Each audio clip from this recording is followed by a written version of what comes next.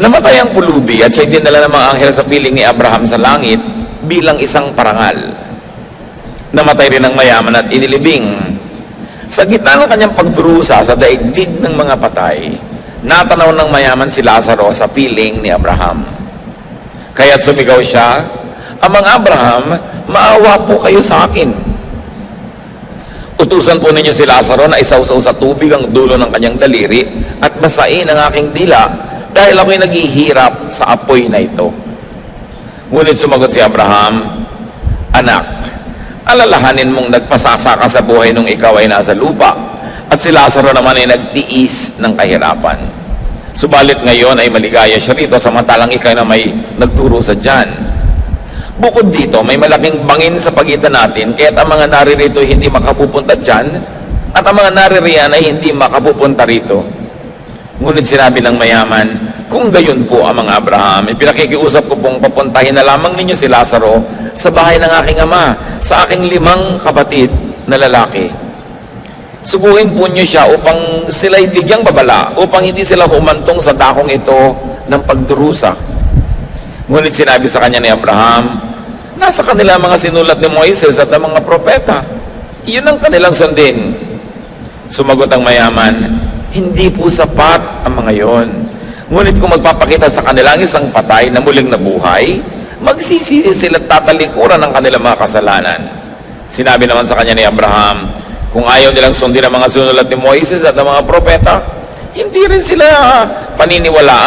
nila paniniwalaan kahit ang isang patay na muling nabuhay."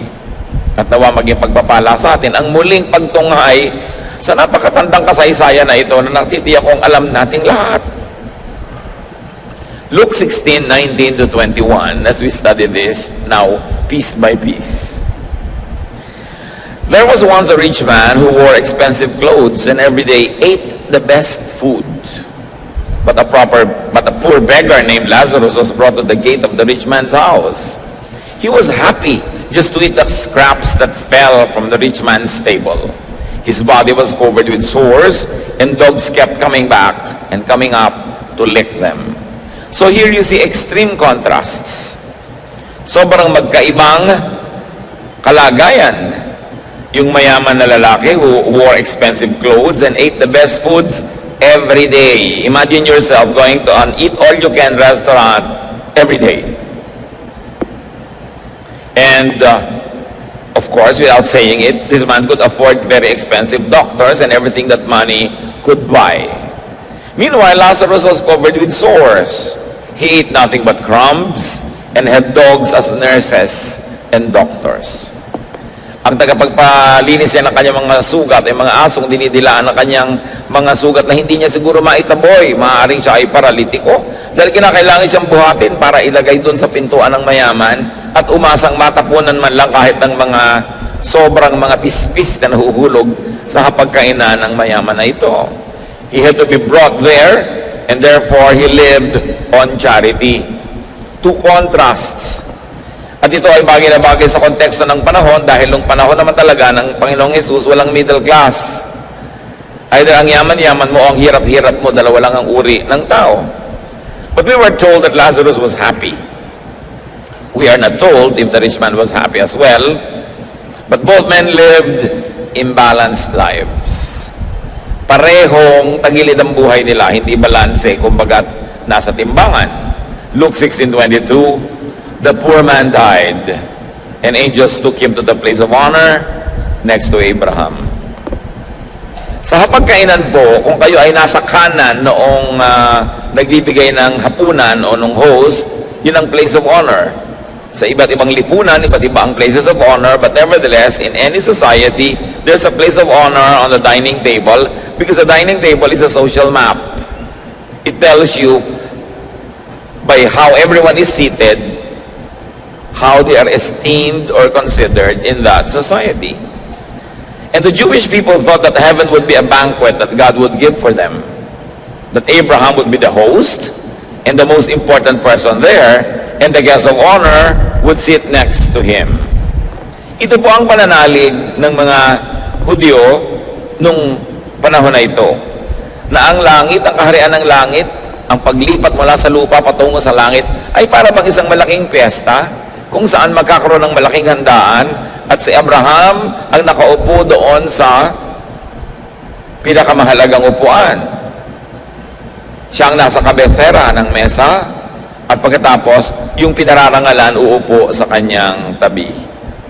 Yan ang paniniwala nila sa paglipat sa kabilang buhay. At ayon sa paniniwalang yon, ang historyang ito ay hinabi at kinuwento sa atin na itong namatay na si Lazarus ay doon pinaupo sa upuan ng karangalan. Hindi sinabi sa atin kung anong ginawa nitong Lazarus na to deserve it. Paano siya naging karapat dapat umupo doon. Maaring siya ay isang sagisag ng isang uri ng tao at lalo namang maaaring isa siyang talagang totoong taong nabuhay. Perhaps Lazarus is a symbol of certain types of people that heaven is greatly pleased with.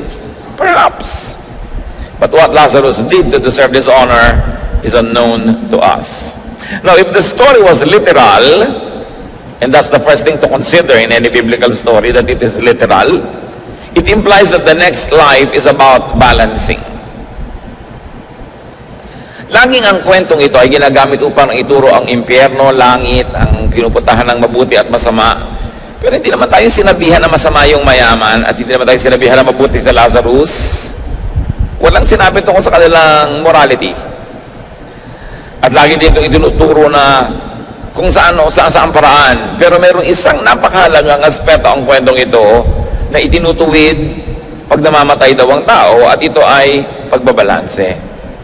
Kita ninyo, mula sa gutom na Lazarus, biglang merong feast. At mula sa isang Lazarus na laging gutom at uhaw, meron siyang iniinom. Ngayon, siya ay nakakagalaw.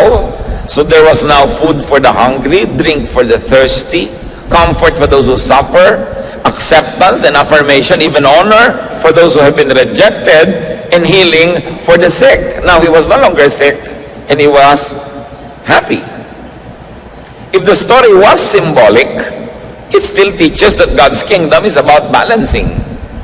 So kung ang pagtanggap natin sa kasaysayang ito'y literal, aktual, o kaya isang sagisag, simbolo ng mas matataas sa katotohanan, pareho pa rin ang mensahe. God's kingdom is about balancing. Kaya meron na namang food for the hungry. Bumukas ang eksena, ay yung lahat ng kabaligtaran ng nawala kay Lazarus sa buhay na ito, yun ang kanyang tinamasa. Luke 16:22-23. The rich man also died and was buried.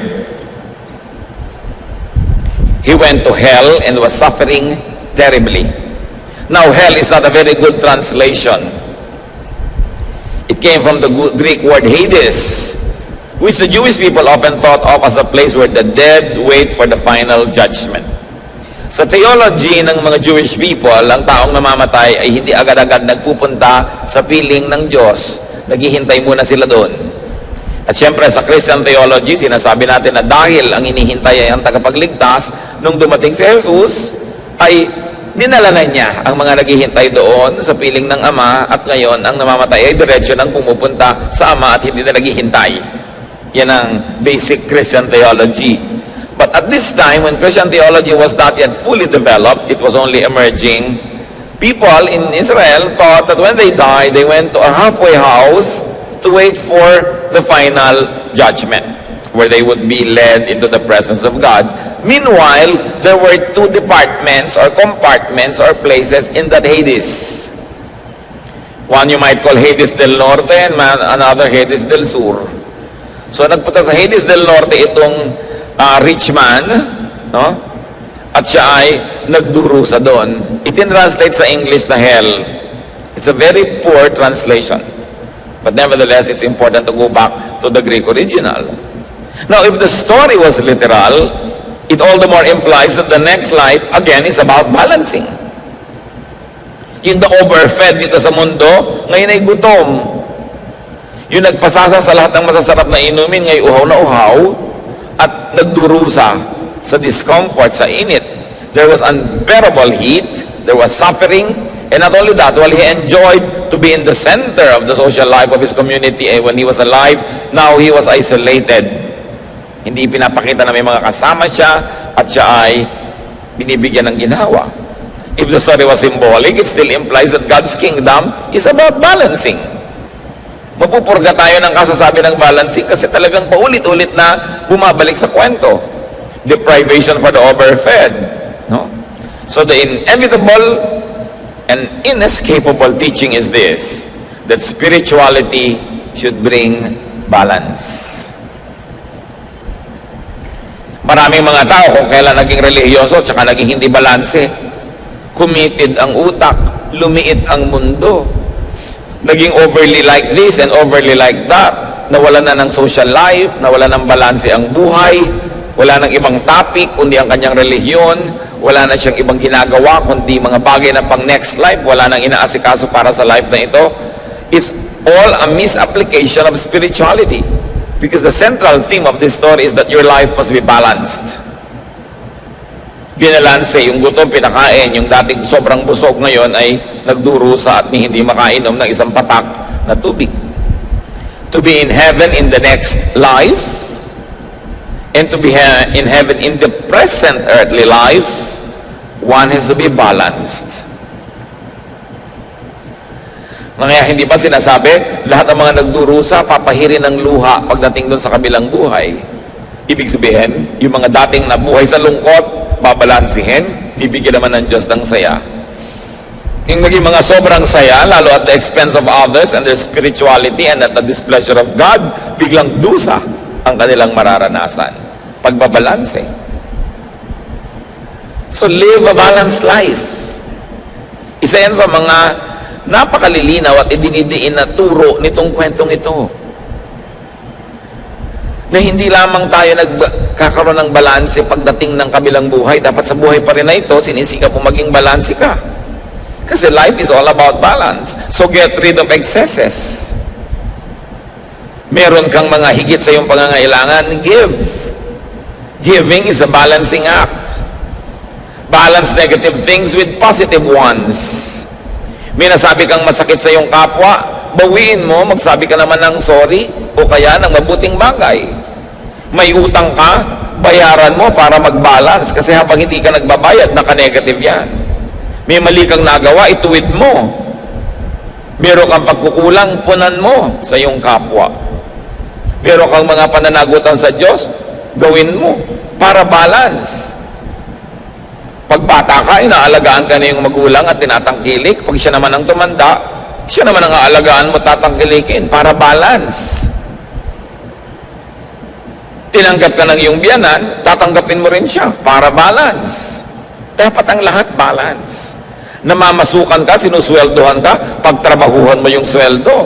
Hindi yung kinikita mo pero hindi naman mo talaga deserve kasi panay ang blakwatsa mo, hindi mo binibigay yung iyong best. O kaya may namamasukan sa iyo, naglilingkod ng gusto, bayaran mo rin ang gusto. Dapat balance ang buhay. May nagbibigay sa iyo, pinagbibigyan mo. May naglilingkod sa iyo, pinaglilingkuran mo rin. Hindi one way.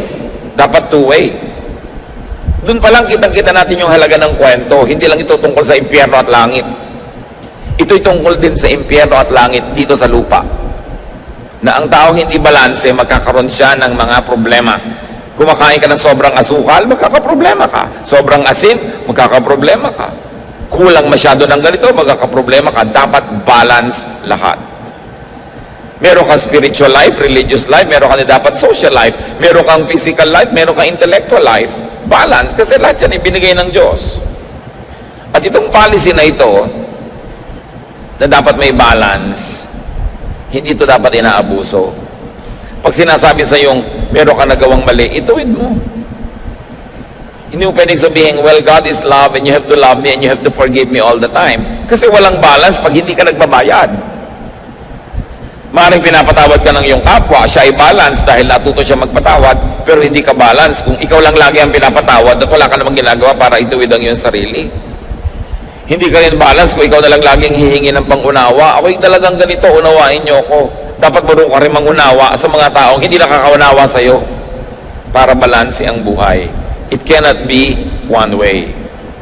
Luke 16:23-24. When he looked up and saw Abraham far off and Lazarus at his side,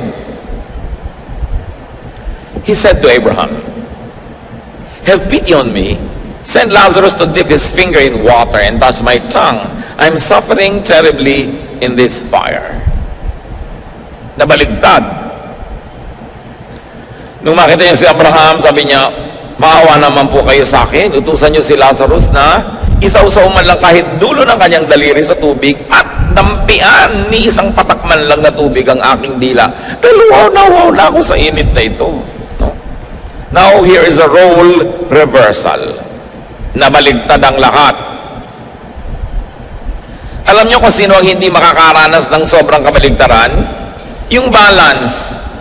Kasi nasa gitna ka, so pag lumipat ka sa kabilang buhay, nasa gitna ka pa rin. Yung nasa kaliwa, ilalagay sa kanan. Yung nasa kanan, ilalagay sa kaliwa para mag-balance. Kaya dapat sikapin mo nasa balance ka para walang masyadong naiiba.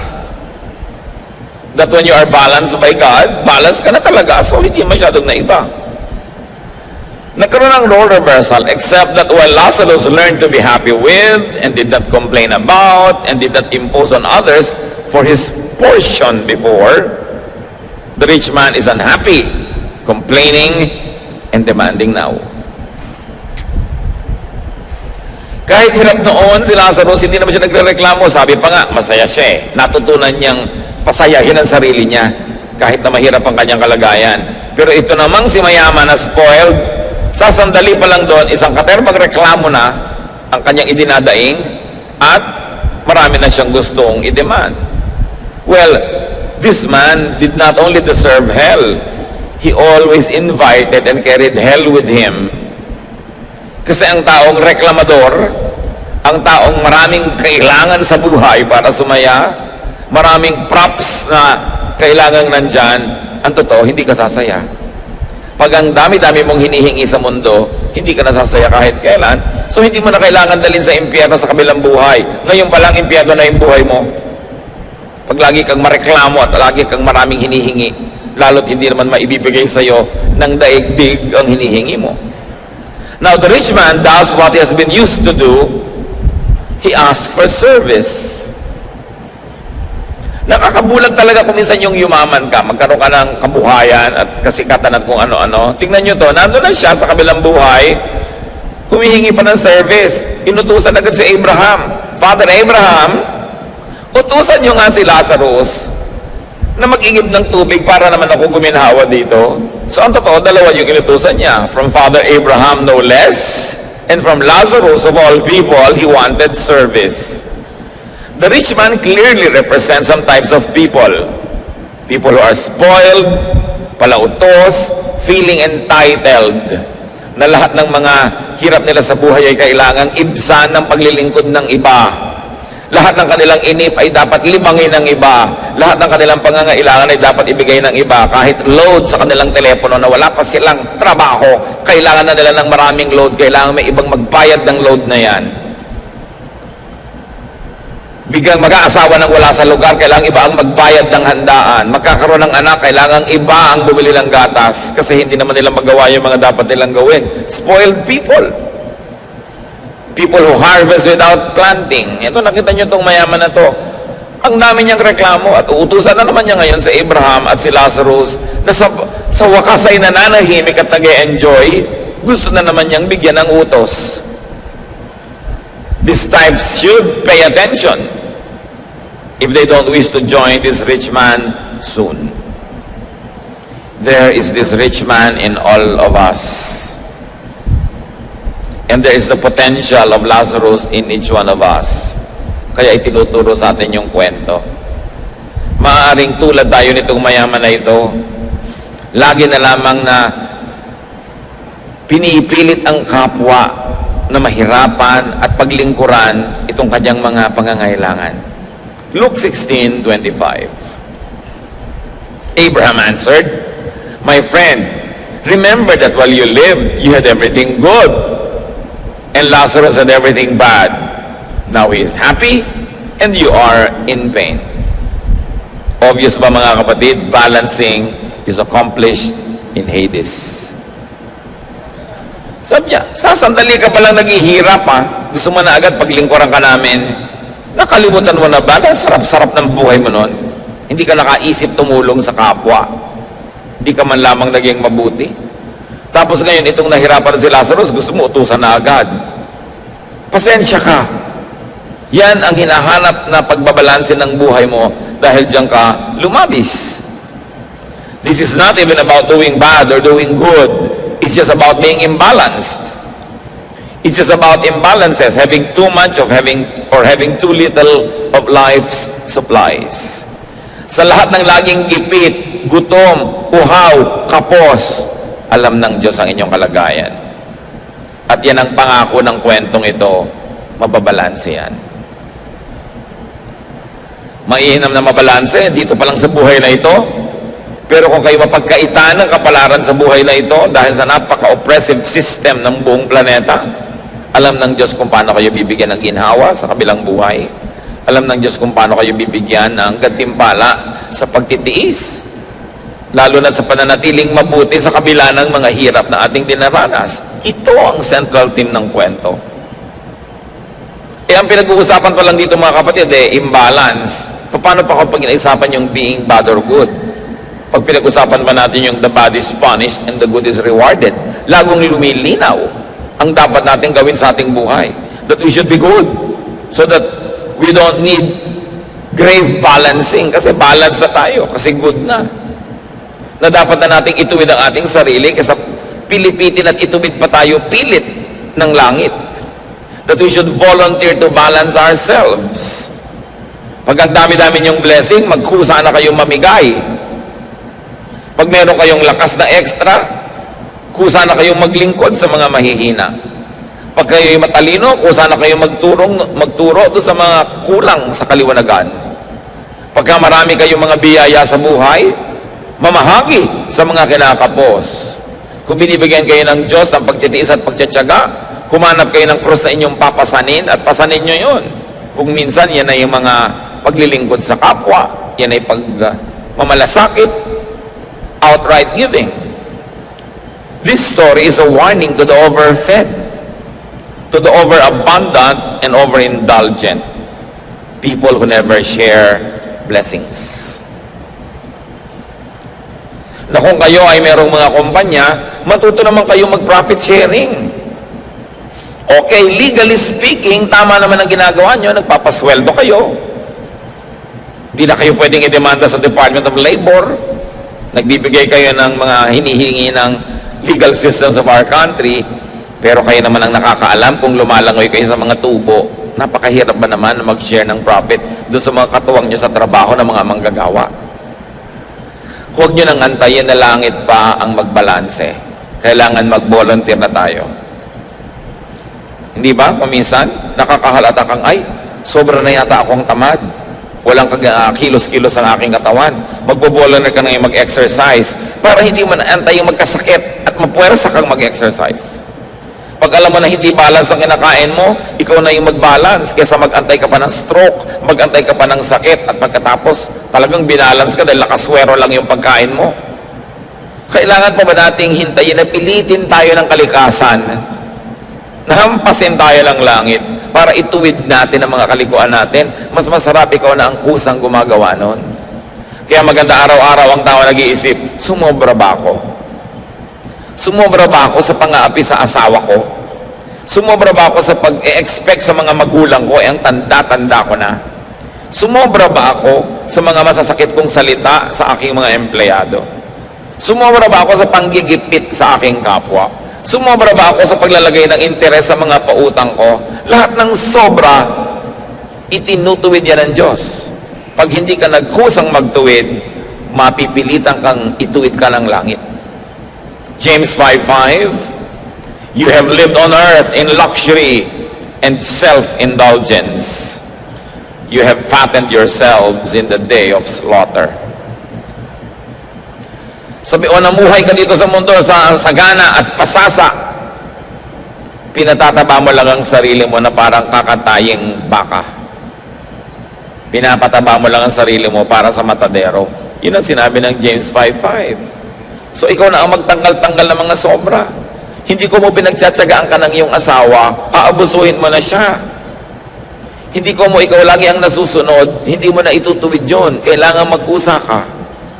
Meanwhile, Hades is comfort for the always hungry, the always needy, and the always poor. Buti na lang may ganong pagbabalance na inaasahan nating mababalance at maitutuwid yan sa buhay natin dito sa lupa. Pero hindi man natin sapitin yon at masaklap man ng maging dulo ng buhay na ito, may naghihintay na pagbabalanse na inilaan ng Diyos. And there was no morality attached to the story. It was simply a story of balancing. That God is God of balance, and God will balance all imbalances. Because God sees, God hears, God knows. So just stick closely to God and never give up on God. Never give up on your faith, even if you're suffering. Sa kabila at sa dulo ng lahat ng pagdurusa ay ang ginhawa na inilalaan ng Panginoon. Mapagmahal siya. At ang ginhawang inilalaan niya, hindi laging may moral clause. Mahal lang tayo talaga ng Diyos. At kung tayo naman ngayon yung pwedeng magbigay ng ginhawa sa ating kapwa, ibigay na natin. Kasi there is also the Spirit of God in each one of us. If there's the Spirit of this rich man in each one of us, all the more that there's the Spirit of God in each one of us. Kaya dapat din tayo na kumilos na parang kung Diyos ang kikilos, yun din ang ikilos natin. Maging maibigin tayo, tulungin, mapagkalinga sa kapwa. So, sabi nitong si rich man, patawirin niyo naman si Lazarus dito at padalan ako ng tubig. Hindi pwede. Nasobrahan ka na ng saya nun eh. Panahon na ngayon ng pagbabalanse para sa'yo. Saka may isa pang dahilan kung ba't hindi pwede yan. Luke 16:26. And besides, there is a deep ditch between us, and no one from either side can cross over. Sabi niya, alam mo, gustuhin man ni Lazarus na sundin ang utos mo, hindi rin pwede eh. May bangin sa pagitan natin, walang makatatawid. Hindi kami pwedeng magpunta dyan at hindi kami pwedeng magpunta dito. May bangin na hindi pwedeng tawirin. Parang familiar, ano? A metaphor of the great social divide on earth. May tarangkahan ng bahay niya, yun yung bangin. Hindi pwedeng tumawid si Lazarus, hanggang tarangkahan lang siya. Nasa loob naman si mayaman. Di ba laging may mga ganyan division? Hanggang dyan ka lang, hindi ka pwede dito. Exclusive ito, sa amin lang ito. By membership lang ito. Gated community kami, may gwardiya dito, kailangan may sticker ka. Kung wala kang sticker, hindi ka makakapasok. Yung mga ganyan-ganyan, ano? There's always this divide, this bangin between the rich and the poor. So merong alabang girl at merong alamang girl, di ba? So alam na alam mo, ay alabang girl ito may alamang. So may social divide. Merong educated and ignorant. Merong yung mga relihiyoso, merong holy and sinner. Nauso yon sa mga Israelites noon, holy kami, sinner kayo, hindi kayo pwedeng makisalamuha. Na tinawid ni Jesus, ha? Yung bangin na yon. Yung rich poor, tinawid niya. He ministered to everybody. The educated and the ignorant, tinawid niya. At siyempre, racially, merong white and black. Maputi kami, maiitim kayo. Diyan kayo mga ita. Diba? Dito kaming mga tisoy. Merong ganyan mga division. At yung division na yon, na-enjoy ng rich man sa earth. Kasi, hindi matawid ng mahihirap yung pagitan ng mahirap at mayaman. Laging nandun lang sila, etsepuera, tagalabas. Hindi nila yun natawid. Hindi nila napasok yung maginhawang daigdig ng gated villages ng mga mayayaman. At kung paano na-enjoy ni mayaman yung pagkakahati nun, ngayon gusto niyang baligtarin. The rich man wanted the chasm crossed to his advantage. Kung nung araw, hindi niya papatawirin at papasukin sa kanyang bakuran si Lazarus, ngayon na siya ang nagdurusa, gusto niyang papasukin para dalhan siya ng tubig. The same selfish advantage he didn't want crossed by others in his past life, now he wants crossed. Remember, Lazarus remained outside just at his gate. Isang major lesson yan, don't burn the bridge over which you too must pass. Pag sobra ka laging exclusive ang gusto mo, paano? Baka ibigay nga sa'yo, exclusive, wala makapunta sa'yo, hindi ka mapuntahan. If you want to receive, give. Cross that ditch. If you want to be forgiven, forgive. If you want to be understood, understand. Remember that you keep only what you give away. If you like to cross over to other people's paradise, Be willing to let other people cross over to your comfortable place. Gusto mo ang mga tao'y makiramay sa'yo sa panahon ng iyong hirap, makiramay ka ngayong maginhawa ka sa panahon ng kanilang hirap. Share your abundance, share your happiness, share your good fortune. Kumain ka ng masarap sa isang restaurant, why don't you order a special food and give it to your waiter? Iuwi niya sa kanyang asawa, share. Napakahalaga to share. Luke 16:27 to 28. But the rich man said, Abraham, then please send Lazarus to my father's home. Let him warn my 5 brothers so they won't come to this horrible place. Sige po, kung hindi pwedeng tumawid si Lazarus patungo sa akin, pabalikin nyo na lang sa lupa. Papuntahin nyo sa bahay namin at bigyan ng babala ang mga kapatid ko para hindi sila kailangang mapunta rin dito. Ayokong mapunta sila dito. So again, another typical amo. He wants to assign Lazarus a task for the benefit of his family. Nananahimik na yung Lazarus sa wakas, guminhawa, may kinakain, may iniinom, natanggap, na mahal. Aba, gusto pang pabalikin itong mayaman na to sa lupa, kung saan lihado naman dun si Lazarus. Eh kung kayo si Lazarus, makakabahan kayo, naku, baka payagan ni Abraham, nandito na nga ako, papabalikin pa ako. No? Ito namang mayaman na to, napaka-selfish, gusto niyang guminhawa yung mga kapatid niya, gusto niya magdusa na naman tong si Lazarus. The rich man wanted to pull Lazarus from his new comfort. Hindi napunta dito sa pagdurusa yung mayaman dahil mayaman siya. Hindi sinabi yun, ha? Yung ugali niya nagdala sa kanya doon. Hindi rin naman sinabi kaya napunta tong si Lazarus doon sa ginhawa dahil mahirap siya.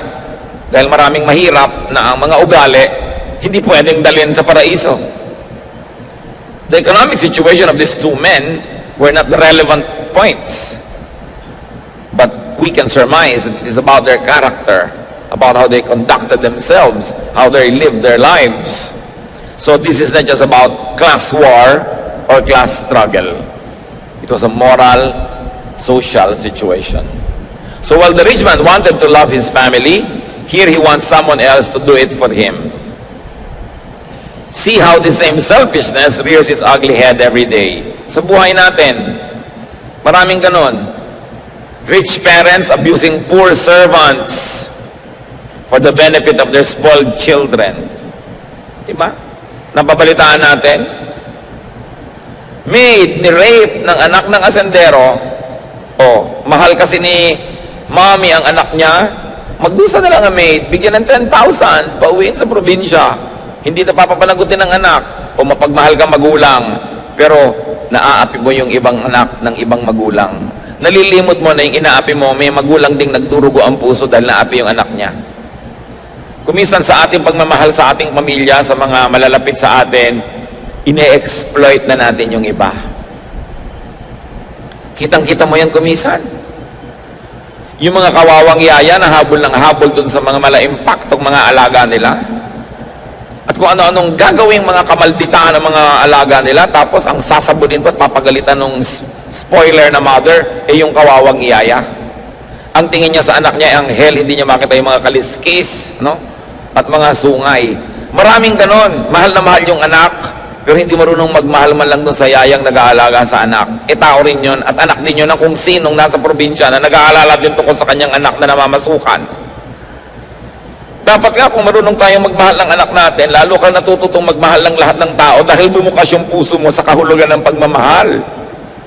Pero yung bulag na pagmamahal, ang mahal mo lang yung anak mo kahit rapist. Kahit yung anak mo ay may binaril, my son is very good. Nakikita mo sa TV lagi, mga bulag na magulang. May minasakir na yung mga anak nila. Gusto nila, suhulan na lang lahat yung tao at palusutin yung mga anak nila.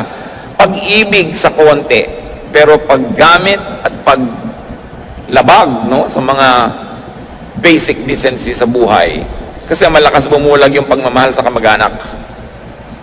Pero huwag nating lilimutin na lahat ng tao ay kamag-anak natin dahil lahat tayo nilikha ng Diyos. May naka-assign lang sa'yo na naging biological children mo, biological relatives. Pero sa palagay nyo ba, may kinikilingan na tinitingnan ng Diyos? Mahal niya lahat ng tao. Kaya dapat marunong tayo magmalasakit. Hindi yung Meron kang kikidnapin at papatayin mo dahil mag-i-enroll ang anak mo. At napakaraming ganon. Pagka magpapasko na, ang daming kidnapan, ang daming patayan, kasi para makapag-uwi ka ng Quezon de Bola sa iyong pamilya, may kikidnapin ka at babarilin. Kasi sobra mo lang mahal. Yung mahal mo kamag-anak mo, pero yung ibang tao, nililimot mo na dapat nating kinakalinga ang lahat ng kapwa natin. Eto na naman tong mayaman na to. Mahal ko mga kapatid ko, pabalikin sa lupa, sa lugar ng pagdurusa, yung Lazarus na yan. Kitang-kita natin yung selfishness. Parang sila lang ang may karapatang mabuhay at sumaya.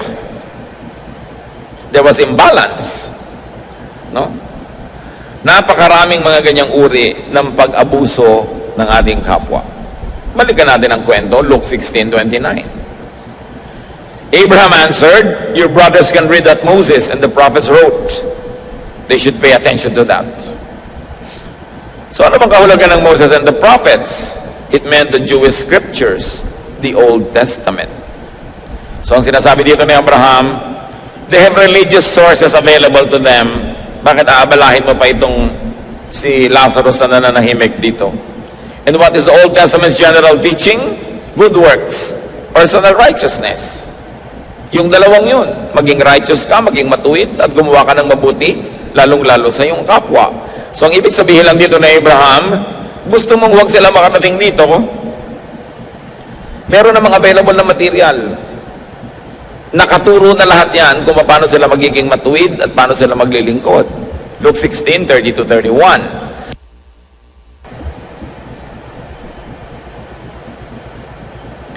Then the rich man said, "No, that's not enough.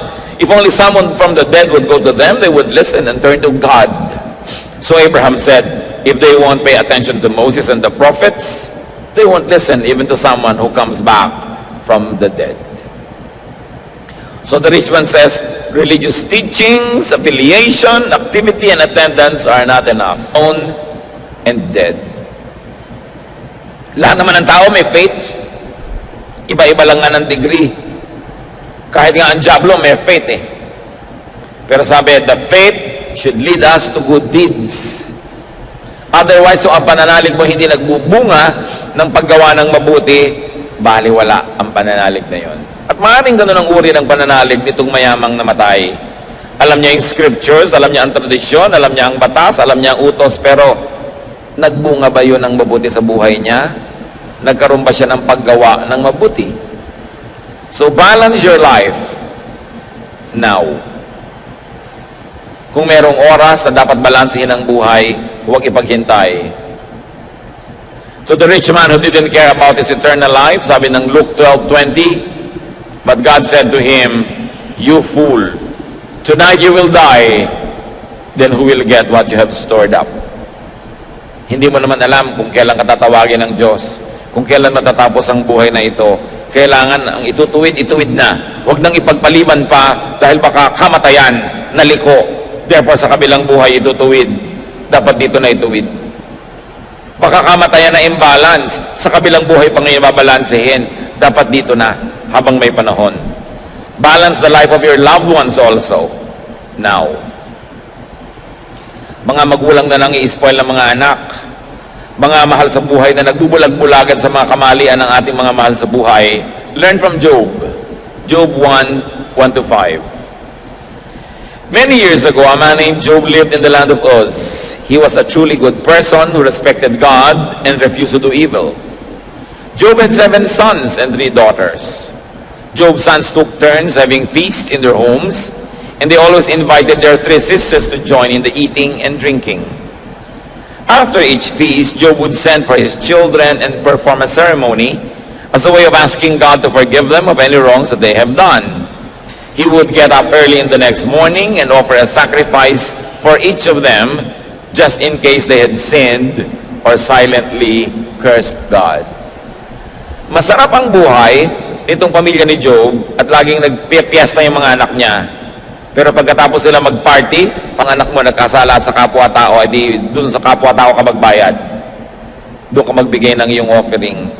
Kailangan hindi tayo mga konsentidor. Kailangan marunong tayo magtuwid ng mga kamalian ng ating mga mahal sa buhay. Kung hindi, aantayin pa ba natin na langit ang pumalo sa kanila at sa atin? Intercede for your children. Intercede for your loved ones now. Make offerings for your loved ones. Pray for them. Dahil baka may mga imbalances ang buhay nila. Tandaan natin, walang nakakalusot.